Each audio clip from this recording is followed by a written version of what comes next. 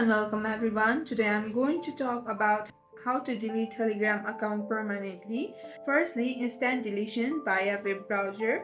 What you can do in this is go directly to the official My Telegram account management page. Next, enter your phone number in full international format. Next, open your Telegram app on your phone or computer. You will receive a confirmation code inside the Telegram message, not a text message or SMS. Copy the code, paste it into the confirmation code box on the browser page and click sign in. Next, click on the delete account option. Next, you can optionally provide a reason for leaving, then click delete my account. Next, you can do is confirm by clicking yes, delete my account on the final pop-up warning.